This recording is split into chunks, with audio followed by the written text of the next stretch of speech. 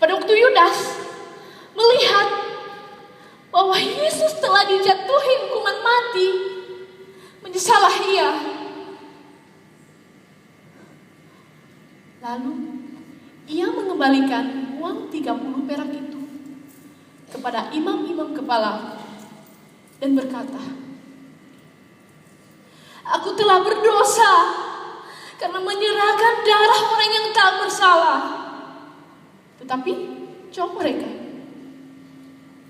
"Apa urusan kami dengan itu? Itu urusan kamu sendiri."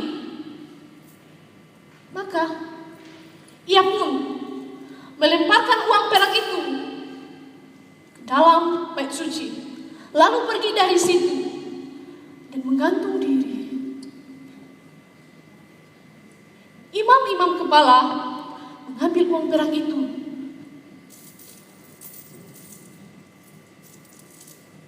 dan berkata, "Tidak diperbolehkan memasukkan uang perak ini ke dalam peti persembahan, sebab ini uang darah." Sesudah berunding, mereka membeli dengan uang itu tanah untuk dijadikan sebagai tempat perkuburan orang asing. Itulah sebabnya tanah itu sampai pada hari ini disebut tanah darah. Dengan demikian, genaplah firman yang disampaikan oleh Nabi Yeremia. Mereka menerima 30 uang perak, yaitu harga yang ditetapkan untuk seorang menurut penilaian orang Israel, dan mereka memberikan uang itu untuk tanah tukang periuk, seperti yang dipesankan Tuhan kepadaku. Lalu Yesus dihadapkan kepada Pilatus, wali negeri itu.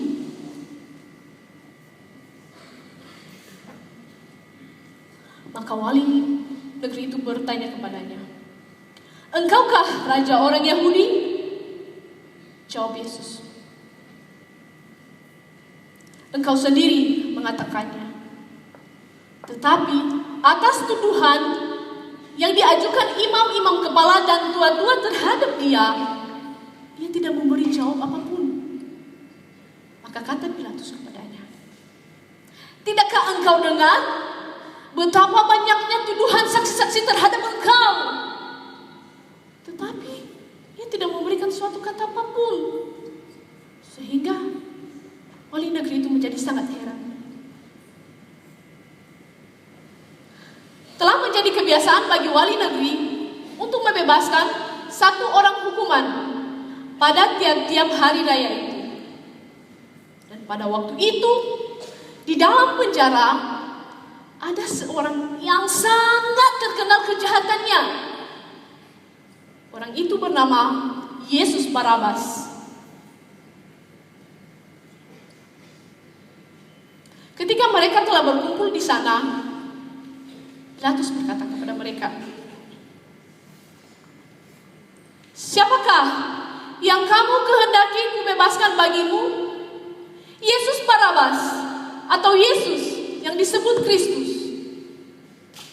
Ia memang mengetahui bahwa mereka telah menyerahkan Yesus karena dengki.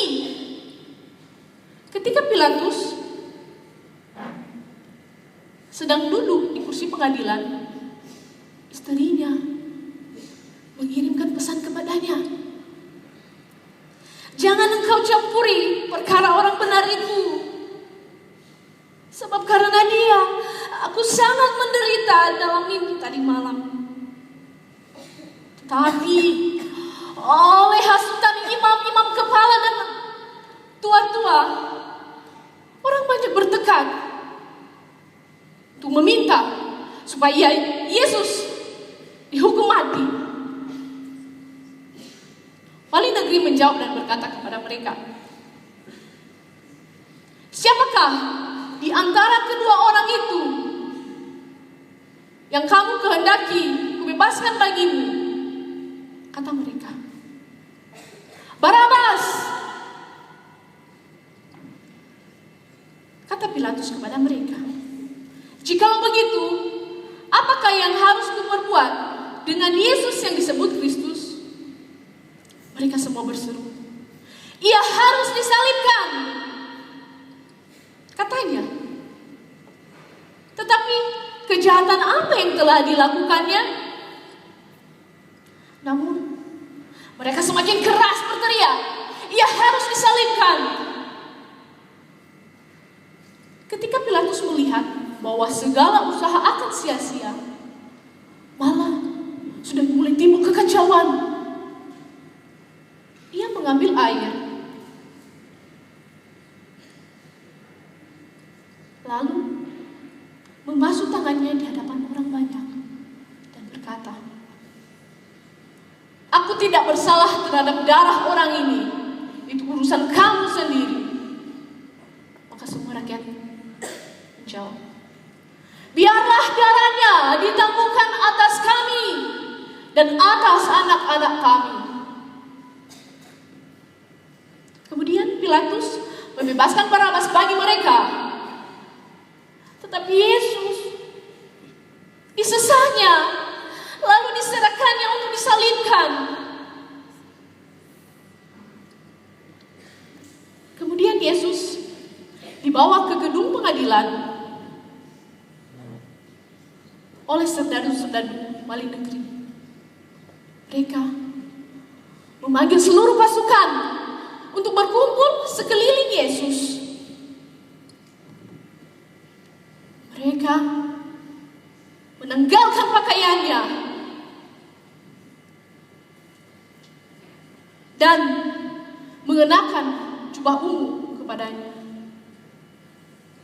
Mereka menganyam sebuah mahkota duri dan menaruhnya di atas kepalanya. Lalu memberikan dia sebatang bulu di tangan kanannya. Kemudian mereka berlutut di hadapannya dan mengolok-olok dia, "Salam, hai Raja orang Yahudi." Mereka meludahi dia, lalu mengambil bulu itu dan memukulkannya ke kepalanya. Sesudah mengolok-olok dia, mereka menanggalkan jubah itu daripadanya dan mengenakan pula pakaiannya padanya. Kemudian mereka membawa dia keluar untuk disalibkan. Ketika mereka sedang berjalan, mereka berjumpa dengan seorang dari Samaria yang bernama Simon. Orang itu mereka paksa untuk memikul salib Yesus. Maka sampailah mereka di suatu tempat yang bernama Golgota, yaitu tempat tengkorak. Lalu mereka memberikan dia minum anggur asam bercampur empedu. Setelah ia mengecapnya, ia tidak mau meminumnya. Sesudah menyalibkan dia, mereka membagi-bagikan pakaiannya dengan membuang pundi. Lalu mereka duduk di situ menjaga dia. Dan di atas kepalanya terpasang tulisan yang menyebut alasan ia dihukum. "Inilah Yesus, Raja orang Yahudi." Bersama dengan dia disalibkan dua orang penyamun, seorang di sebelah kanan dan seorang di sebelah kirinya. Orang-orang yang lewat di sana menghujat dia dan sambil menggelengkan kepala, mereka berkata, "Hai engkau yang mau merobohkan bait suci dan yang mau membangunnya dalam 3 hari, selamatkanlah engkau jika engkau anak Allah." dan ahli-ahli Taurat mengolok-olok dia. Mereka berkata, orang lain ia selamatkan, tetapi dirinya sendiri yang tidak dapat selamatkan. Ia raja orang Israel.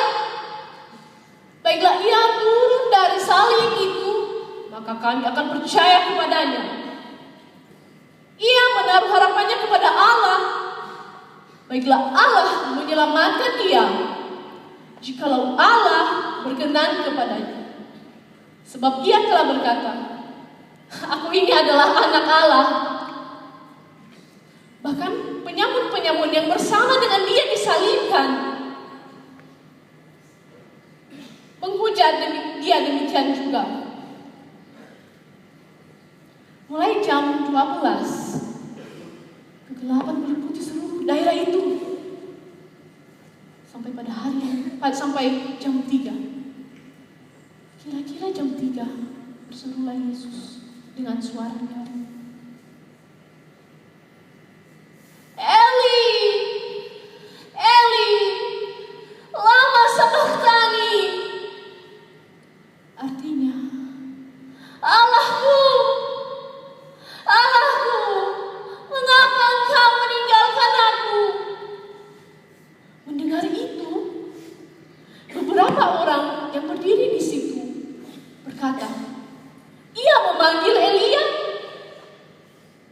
Dan segera seorang dari mereka mengambil bunga karang dan mencelupkannya ke dalam anggur asam dan mencucukkannya pada sebatang bulu, lalu memberi Yesus minum. Tetapi orang-orang lain berkata, jangan, baiklah kita lihat apakah Elia datang untuk menyelamatkan dia. Tetapi lihatlah, bait suci terbelah menjadi 2, dari atas sampai ke bawah, dan bukit-bukit batu terbelah, dan kubur-kubur terbuka, dan banyak orang kudus yang telah meninggal bangkit.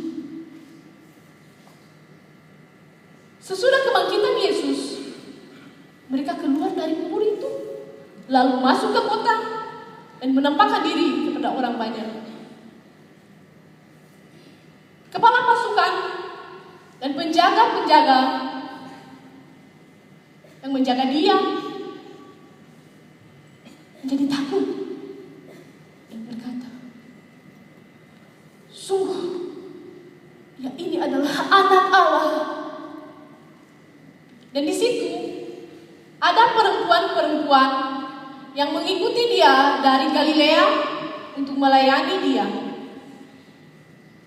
Di antara perempuan-perempuan itu terdapat Maria Magdalena dan Maria ibu Yakobus, Yusuf, dan ibu anak-anak Zebedeus. Menjelang malam, datanglah seorang dari Arimatea yang bernama, seorang kaya yang bernama Yusuf, yang telah menjadi murid Yesus. Ia pergi menghadap Pilatus untuk meminta mayat Yesus. Pilatus memerintahkan untuk menyerahkan kepadanya. Yusuf pun mengambil mayat itu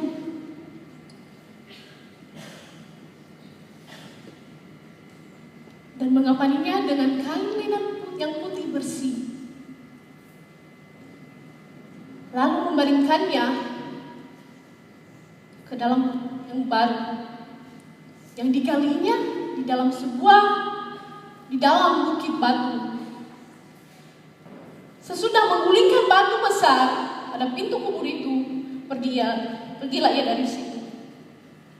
Tetapi Maria Magdalena dan Maria lainnya tinggal di situ, duduk di depan kubur itu. Keesokan harinya, yaitu sesudah hari persiapan, datanglah